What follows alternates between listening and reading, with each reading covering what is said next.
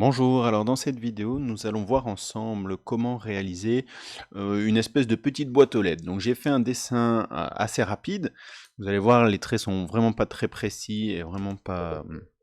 Mais voilà, ça servira de base, comme ça vous voyez que voilà, même avec un dessin un peu approximatif, eh bien, on peut quand même réaliser des choses. Donc dans un premier temps, on va tout simplement placer notre modèle sheet, notre modèle papier. Ici, en vue de face, je vais placer un plan. Je vais enlever tout de suite la définition. Et je vais aller rechercher mon image. Donc voilà, je mets en dessous. Je prends ici ma mailbox. Hop, je réouvre et je viens le placer dessus. F3 au clavier. Donc là, on voit que mon image, elle est déformée. Je vais venir ici sur le côté. Je vais rajouter un UVWMap. Tac. Je descends ici, donc on a les différentes façons d'appliquer l'UV, et on va aller chercher le bitmap fit. Dans le bitmap fit, je vais rechercher ici ma mailbox, et là, hop, il me la met correctement. Si l'on veut, nous pouvons venir ici dans Plane, et jouer en fait avec la largeur de notre plane. Hop, comme c'est la face avant qui m'intéresse, on est en vue de face, eh bien je vais prendre cette face-ci et la mettre correctement. Hop, je vais simplement appuyer sur Alt, clic du milieu pour bouger ma vue.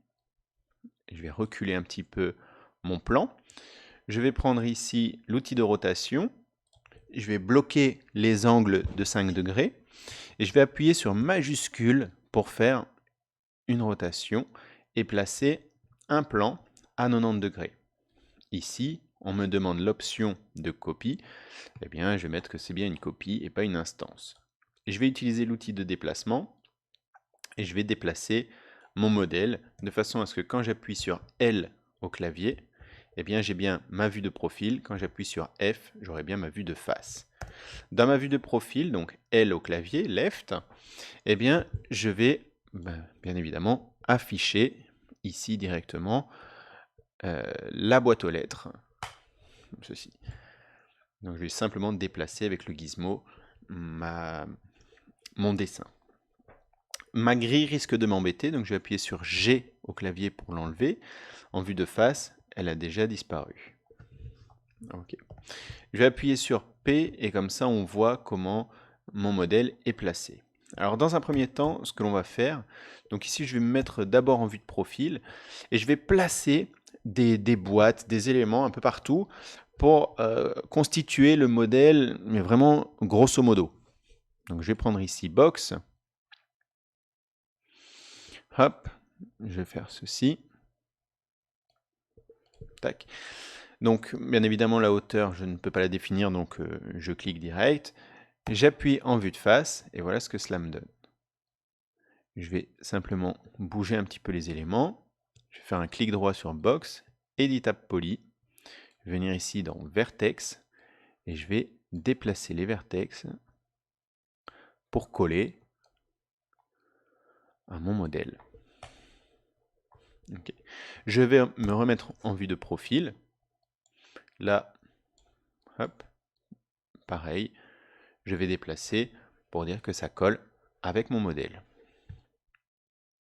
Okay. Et puis, nous allons faire la même chose avec tous les autres éléments. Donc ici, on a juste tac, une boîte qui va venir. Donc cette boîte, bien évidemment, je vais la commencer par ici. Et je vais la faire rentrer légèrement dans mon élément.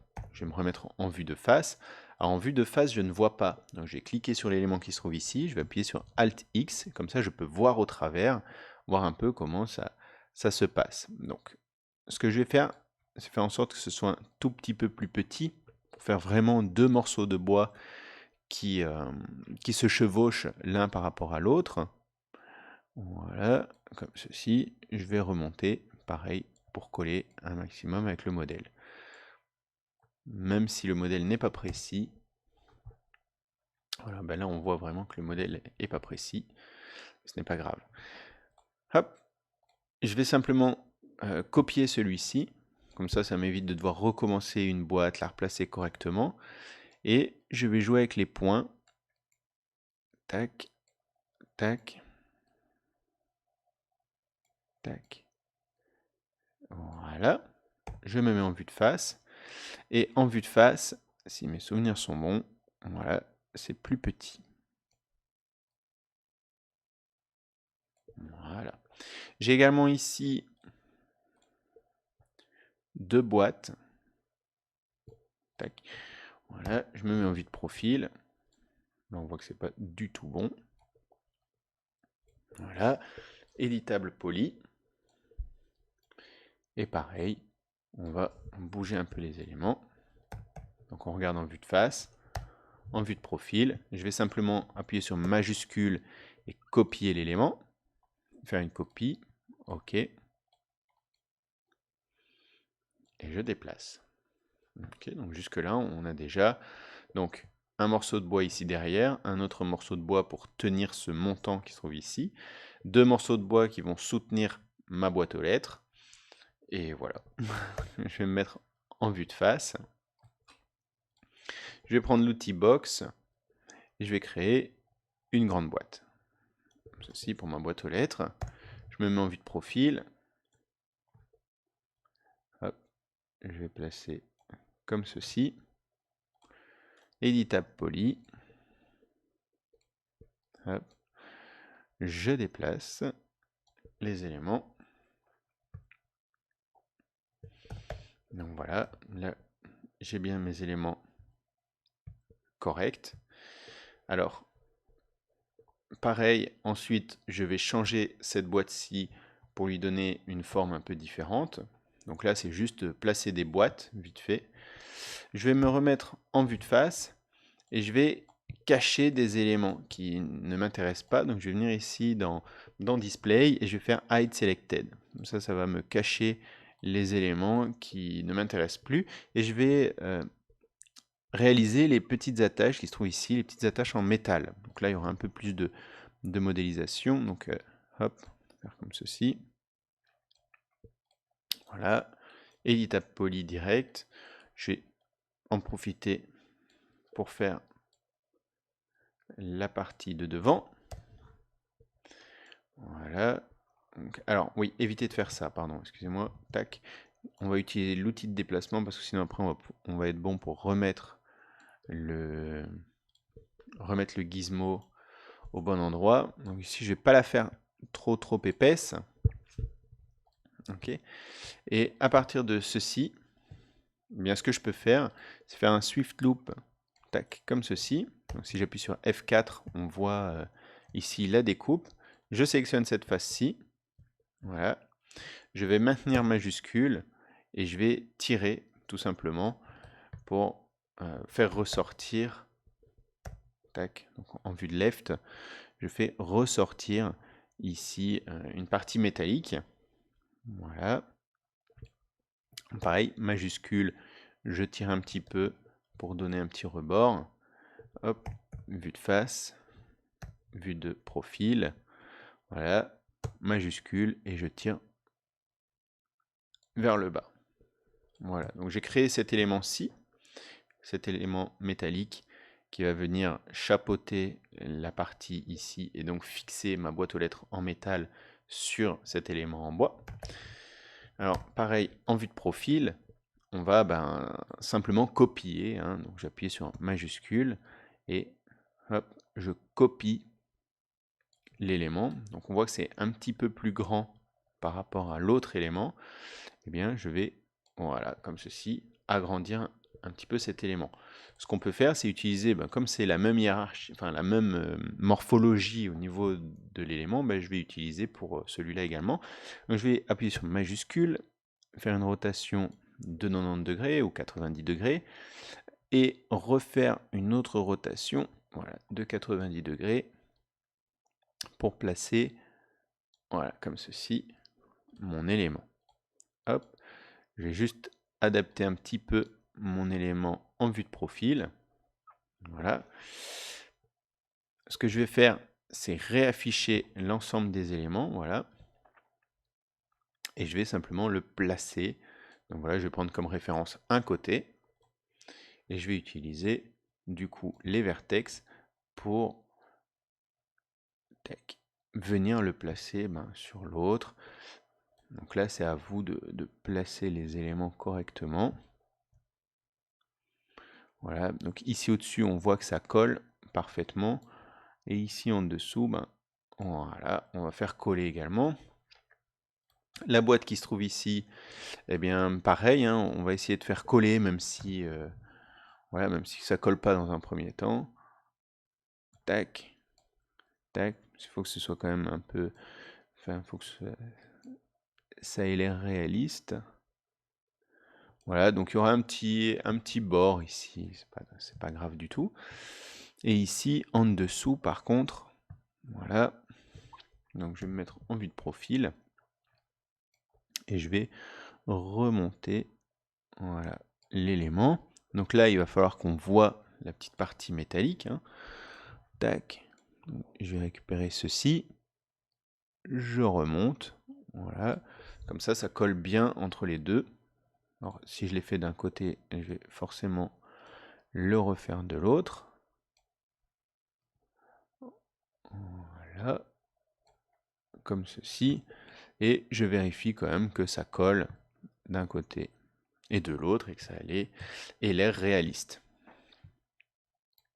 Voilà, je vais refaire Alt X, comme ça on voit bien le modèle vite fait modélisé. Ok, donc là on n'est pas encore dans les détails, on est vraiment dans le basique de l'élément. Je vais cliquer ici sur la boîte aux lettres et on va commencer à creuser, à faire 2-3 petits détails. Donc je vais prendre cet élément-ci et l'élément du fond. Okay, et je vais les isoler. Tac. On va se mettre en vue de face. Alors, honnêtement, voilà, je vais... comme c'est pour du jeu, il va falloir optimiser un maximum nos modèles. Donc du coup, ce qui va se passer, c'est que ici, la ligne au-dessus, ça ne sera pas, on va pas pouvoir l'ouvrir. Par contre, cette partie-ci, quand notre personnage arrivera tout près, qu'on cliquera sur un bouton, sur le bouton d'action, eh bien, la boîte aux lettres va s'ouvrir, clic vers l'avant. Donc, ce que je vais faire, c'est modéliser ici cette partie-ci et la petite poignée également, ok, pour faire en sorte que ça fonctionne vraiment. Ok, mais ici au-dessus, on va juste avoir un trait un peu décoratif, il n'y aura pas d'animation, rien du tout. Donc ça, on va l'inclure directement dans le modèle, ok, pour gagner un maximum de polygones. D'accord. Alors ici, on va donc juste dessiner, découper ici dans la forme et on rajoutera une petite porte dessus que l'on va pouvoir animer par la suite. Donc on va se mettre en vue de face. Je vais prendre ce modèle-ci, je vais appuyer sur Alt X, comme ça je vois bien au travers. Je vais prendre la face avant et je vais faire un inset. Voilà, tout simplement. Tac, le inset. Je vais quand même le centrer au milieu. Et donc ça va donner ceci. Okay. Puis ma petite boîte, comme elle va pouvoir s'ouvrir, je vais avoir besoin de rentrer vers l'intérieur. Donc je vais faire un extrude vers l'intérieur. Okay. Et puis ce que je vais faire, c'est un bevel, mais un bevel légèrement sortant comme ceci, avec le premier paramètre à 0. Donc clic droit sur les deux petites flèches pour le mettre à 0. Et je vais augmenter ici la valeur de façon à faire ressortir comme ceci. Donc faire un petit rebord vers l'intérieur. J'appuie sur le V. Je me remets en vue de face. Donc voilà. Ici, donc l'espace qui est entre cette ligne et cette ligne-ci, ce sera l'épaisseur de mon métal, ce qui est pas mal. Par contre, ici au-dessus, on voit qu'on a une grosse épaisseur de métal, alors que ça peut prendre l'ensemble de notre boîte. Donc voilà, j'ai agrandi de façon à ce que ça fasse vraiment l'intérieur. Et ensuite, je vais réappuyer sur majuscule et tirer pour vraiment creuser ma boîte aux lettres. Okay. Si je rappuie sur Alt X, vous voyez vraiment comment ça a été modélisé et on voit vraiment bien l'intérieur. Okay. Comme ça, quand on ouvre, on aura quand même de la matière à l'intérieur. On va se remettre en vue de face et puis là, je vais créer une boîte. Alors, je vais utiliser l'autogrid pour me placer ici dans le fond de ma boîte. Et hop, je vais créer ici hop, un petit débord. Et donc, il me l'aura mis dans le fond de ma boîte que je vais ramener devant. Okay. Ensuite, on peut régler ici l'épaisseur de notre porte, si on veut une porte plus ou moins épaisse pour protéger notre courrier. Ok. Alors, ce que l'on peut faire, c'est faire coller un maximum. Donc, on se met en Edit Poly. On va récupérer ici les vertex et on va se coller un petit peu voilà, par rapport au bord. Voilà. Et voilà. Donc voilà, la porte ici, chez moi, elle sera un peu plus petite et elle basculera vers l'avant. Ici, la boîte, je vais la cacher, mais par contre, je vais demander à garder la porte et le fond. Donc, je vais sélectionner la porte, contrôle, le fond. Je clique une première fois ici pour me réafficher tous les éléments. Je rappuie une deuxième fois pour ne me montrer que la porte. Okay. Je vais cliquer sur la porte, je vais appuyer sur Alt X de façon à voir au travers. Et puis on va créer cette poignée. Cette poignée, ce sera une simple box comme ceci. Voilà.